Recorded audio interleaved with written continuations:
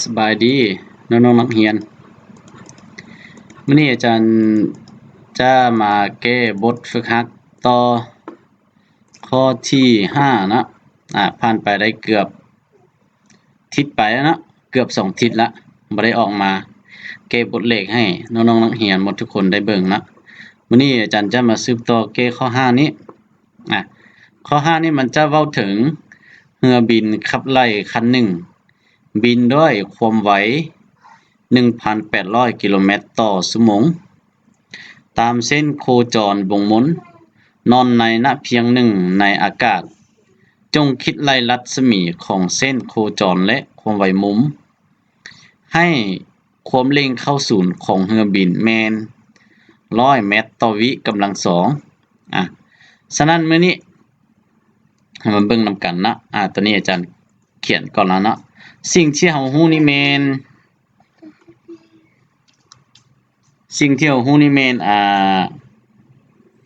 ความไว1,800 กิโลเมตรต่อชั่วโมงแล้วก็เวลานี้อาจารย์เปลี่ยนเนาะอาจารย์จะเปลี่ยนมาเป็น500 เมตรต่อวิอัตราเร่งนี่แม่นเท่ากับ100เมตรต่อวินาทีกำลังสองนะแล้วก็ตัวที่เราต้องการก็คือรัศมีของเส้นโคจรของเรือบินและความไวมุมของเวลาเรือบินตัวนี้มันจะบินตามเส้นโคจรเนาะและให้เราส่องหาความไวมุมอีกวันนี้อาจารย์มานำใช้สูตรก็คือจากสูตร v a เนาะ a ห้อย4นี่แม่นความเร่งเข้าศูนย์แล้วก็เท่ากับความไวซื่อส่วนให้รัศมีกรณีนี้บทเรียนนี้ที่ให้เราส่องหาก็คือรัศมีอาจารย์ถอนเอารัศมีเท่ากับ v กำลังสองส่วนให้ ac แล้วก็เราแทนค่าใส่เลย v นี่เท่ากับ500เอา500มาใส่แล้วขึ้นกำลังสองใส่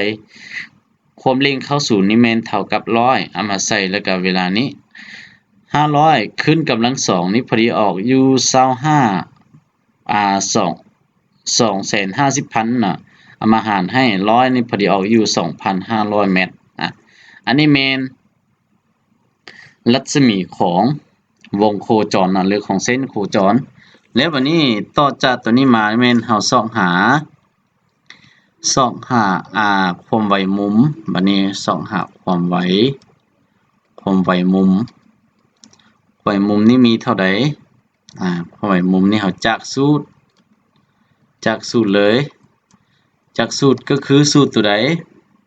สูตรตัวที่เฮาจะได้ใช้แม่นอยู่ในบทเรียนในชั้นม.5 นี่คือกันก็คือ v นะ v เท่ากับ w โอเมก้านะคูณให้รัศมีแล้วบัดนี้ตัวที่เราต้องการก็คือโอเมก้าตัวนี้โอเมก้าเท่ากับโอเมก้านี่เท่ากับ v มาส่วนให้รัศมีนี้แทนค่าใส่เลยบัดนี้ v เท่ากับเท่าใดเอา500เนาะเอา500มาหารให้100แล้วก็เท่ากับ5 ราเดียนต่อวินาทีพอดีความไวมุมนี้พอดีเท่ากับ5 ราเดียนต่อวินาทีข้อที่5นะสำหรับข้อที่5อาจารย์จะเกะสั้นๆแบบนี้เพราะว่าอยู่นี่แม่นบทเรียนนี้เขาให้เราส่องหารัศมีของเส้นโคจรและก็ความไวมุมนะและต่อไปมันจะสืบต่อเกะข้อที่6เลยเนาะ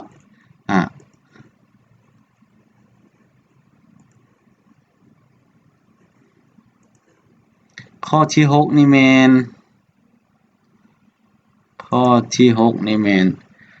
ระบบเครื่องจักรต่อใส่กันระบบเครื่องจักรต่อใส่กันโดยสายพันธุ์พาดผ่านมาล็อกซึ่งมาล็อกน้อยมีรัศมีแม่น5 สังตีและปิ่นเสมอโดยความไวมุมแม่น 180 ราเดียนต่อวิและมาล็อกใหญ่มีรัศมีแมน30 สังตีจงคิดไล่เขาก่อความไวมุมและความไวซื่อของมาล็อกใหญ่วันนี้เขาขอนี่เป็นความไวซื่ออยู่จุด1ถึงสายพันธุ์ฮู้ว่ามาล็อกปิ่นสายพันธุ์บ่ตะลุดหมายความว่าความไวอยู่จุด1ถึงสายพันธุ์และกับความไวซื่อของมาล็อกปิ่นของมาล็อกใหญ่ความไวตัวนี้สองตัวนี้นะอาจารย์จะขีดอ้อมให้กรณีนี่เขาจะไปเกะเขาจะพิจารณาสองตัวนี้ตัวนี้กับตัวนี้เมนใส่สูตรอันเดียวกันแล้วก็เวลาเกะนี่คำตอบคือกันเลยฉะนั้นอาจารย์จะเกะเตตัวเทิงนี้แล้วตัวลุ่มนี้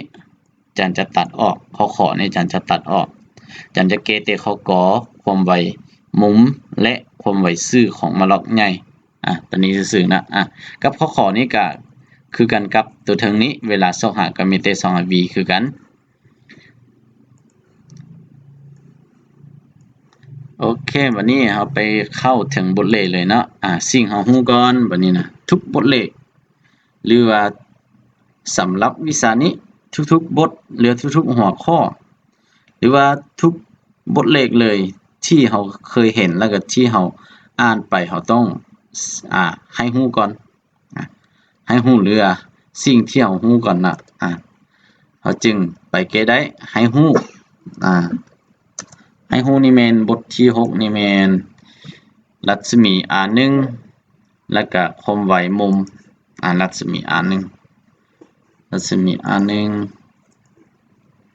รัศมีนี่แม่นเท่ากับเท่าใดรัศมี R1 เท่ากับ5สังตีแล้ววันนี้อาจารย์จะเปลี่ยนเป็น5คูณให้5คูณให้10กำลังลบเท่าใด2นะกำลังลบ2เมตรลบ2เมตรแล้ววันนี้ความไวมุมโ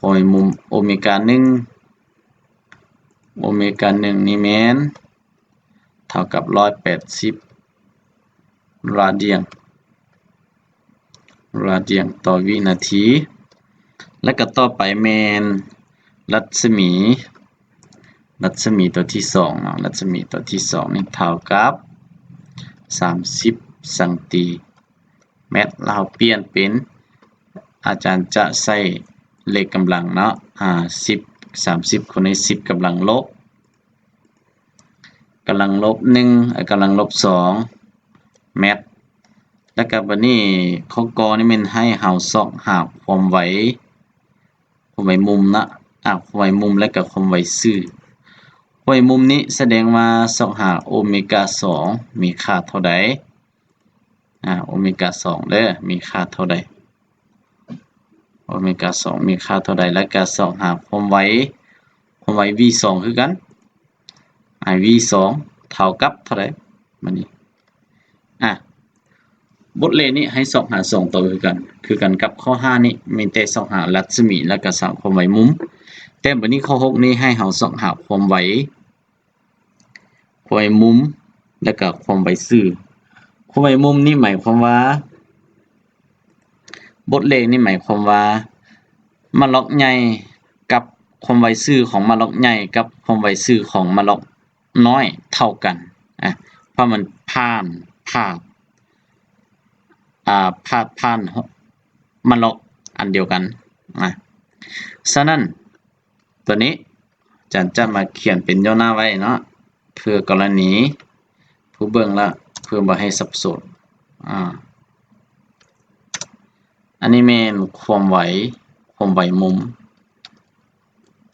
คิดเลยความไวมุมจากสูตรเลยจากสูตรตัวใดจากสูตรคืออาจจะบทเลขก่อนเนาะเพราะว่ามันจะเว้าถึงบทเลขเด้ตัวนี้นะจากบทเลขเฮามีบัดนี้นะเฮามีหยังนี้ความไว v1 มันจะเท่ากับความไว v2 ความไว v1 v1 อยู่ไสเอามาใส่ v1 เท่ากับ v2 v2 แต่บัดนี้สูตรคิดไล่ของความไวนี่เด้มันจะเท่ากับเท่าใดมันจะแม่นตัวเทิงนี้ตัวนี้เด้อตัวนี้อาจารย์คิดอ้อมใส่ก่อนแม่นสูตรตัวนี้แม่นตัวนี้แล้วบัดนี้เราจะนำใส่สูตรตัวนี้มาคิดไล่เนาะเอามาใส่แม่นโอเมก้า1แล้วก็รัศมี1ใส่รัศมี1แล้วก็เท่ากับโอเมก้า2ใส่โอเมก้า2แล้วก็รัศมี2มาใส่รัศมี2โอเคบัดนี้เราถอนเอาตัวใดตัวที่เราต้องการที่ส่องหาก็คือโอเมก้า2บัดนี้เราถอนเอาโอเมก้า2บัดนี้ถอนเอาโอเมก้า2เท่ากับโอเมก้า1คูณให้รัศมีตัวนี้มาหารให้รัศมี2เหลือรัศมีของมาล็อกน้อยเท่ากับมาล็อกใหญ่เท่ากับแทนค่าใส่เลยนะตัวนี้นะ180มาคูณให้เท่าใดมาคูณให้รัศมี1แม่น5คูณให้10กำลัง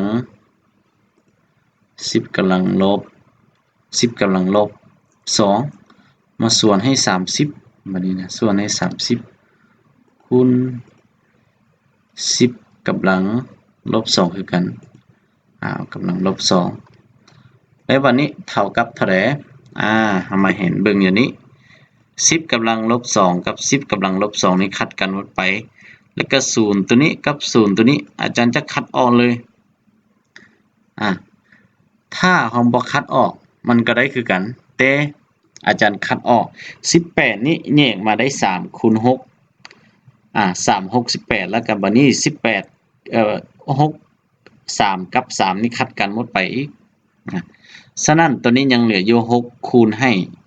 56คูณให้6คูณ5นี่ออกเท่าไหร่5 6 30คือกันนี่แสดงว่าออกอยู่30ความหมายมุมแม่นราเดียนต่อวินาทีบัดนี้ข้อนี้ส่องหาความหมายมุมโอเมก้า2นี่หมดเตสำนี้บัดนี้มาสืบต่อข้อต่อไปนี่แม่นให้เฮาส่องหาความไวซื่อความไวซื่อบัดนี้นะความไวซื่อนี่เฮานำใช้ตัวนี้เลย v2 เท่ากับโอเมก้า2คูณ r2 นี่ใส่สูตรตัวนี้เลยเนาะใส่สูตรตัวนี้ง่ายเลยบทเลขนี่มันหลายแต่ว่าเวลาเฮามาอ่านแล้วมาเกณฑ์นี่สั้นๆv2 นี่เท่ากับโอเมก้า2ใส่โอเมก้า2โอเมก้า2แล้วคูณให้รัศมี2นี่คูณให้รัศมี2อีกแล้วบัดนี้แทนค่าใส่เลยบัดนี้โอเมก้า2เนี่ยหัว30แล้วมาคูณให้รัศมี2นี่แม่น30คูณให้10กำลัง2คูณให้10กำลังลบ2 10คูณ10กำลังลบ2เนาะเท่ากับเท่าใด30คูณ30พอดีพอเป็น900เท่า900แสดงว่า900นี่แม่นเอา9คูณ10กำลัง2บัดนี้กำลังลบ2กับ10กำลัง2หมดไปแสดงว่ายังเหลืออยู่9เมตรต่อวิ9เมตรต่อวิหมดเพียงแต่ส่ำนี้สำหรับข้อที่6กับข้อที่5อาจารย์จะแก้สั้นๆมาหอนี้ถ้าว่าน้องใดที่ยังบ่เข้าใจแล้วก็ถามคืนได้เนาะอยู่ในคลิปวิดีโอเนาะฉะนั้นวิดีโอต่อไปแล้วอาจารย์จะแก้ต่อข้อที่7แล้วก็ข้อต่อไปเรื่อยๆเนาะขอบใจ